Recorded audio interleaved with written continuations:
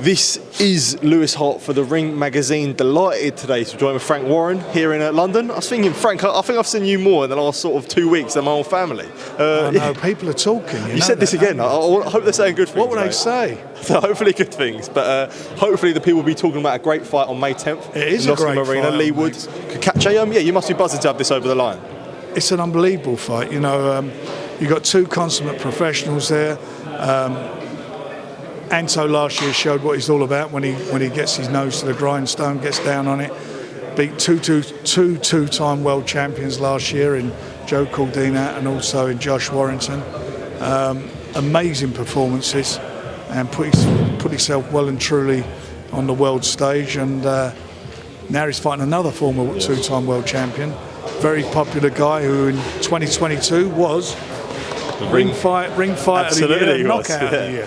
So what a fantastic fight this is. It's two guys who, you know, a mutual respect for each other, and you know they're going to give everything, and it's going to be in an arena that's going to be sold out. It's going to be absolutely overflowing with emotion.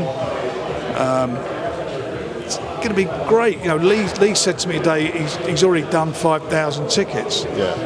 Anto's bringing over a stack of people from Belfast.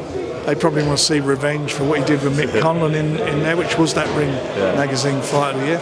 You know, this is a fabulous fight, and I mean it genuinely. It's one I can't wait to see.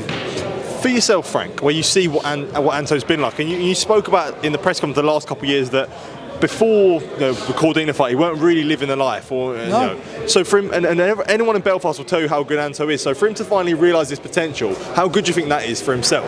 It's brilliant for him, and it shows you it's never too late in life to change your life around. And that's what he did. You know, he's been blessed by God with some amazing talent, and it was a shame to see that he wasn't doing what he should have been doing. You know, besides pulled out a few fights as well, but you could see when he was in the ring what he was all about. And then suddenly I get told he's in the gym, he's not missed a day, he's training his balls off, he's really up for this. And that was reflected in the fight he had with Joe Caldina. And something Leigh said there as well. You said to him, look, we'll sort something out for yourself. To keep your word as a promoter, especially in this boxing game that can be volatile, must be a good feeling for yourself as well. No, you can. Look, if I say I'm going to do something with a fighter, I'll do it. Always have. I'll do it, and that's what we're about, delivering fights. You know, at the moment we're on a massive roll. We've signed with DAZN. We've got some fabulous fights. And we're competitive as promoters, so we're making sure we want to be the best promoter on the channel, or on DAZN, I should say. And we're taking up that challenge, and look what we're delivering. Yeah. I mean, we're delivering 3 fabulous shows to start off with, plus more to come. You mentioned DAZN there, and a question I wanted to ask you: when there is so much boxing on DAZN, all on one platform, any worry about conflicting schedules? No, how can that happen?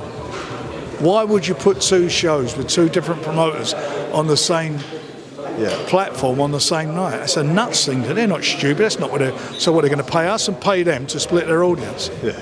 That ain't going to happen, is it? Okay, it's just a question. Well, you got an answer. Thank you for that. Liam Cameron, Ben Whittaker, the rematch is on finally. Yeah. Something you must be happy with that Liam's got a massive fight for himself. I'm happy that Ben got what he wants. He's getting very, very well paid, which is the objective, number one. And number 2, he felt the last fight he was in some ways robbed of a win. Yeah. So he wants to put the record straight. Yeah. As does Ben. Absolutely. As does Ben. 100%. A couple more from myself. Gilberto Mendoza, the WBA president, come out today and was open to the return of 15-round fights for Undisputed. I don't know if you had any thoughts on the potential of that. I've been through that era of 15 rounds, and it's tough. It's tough, and I think guys fight at a faster pace than they did back then. I don't know. I'm okay with the 12 rounds. Yeah. I'm okay with the 12 rounds. You know, it is. You know,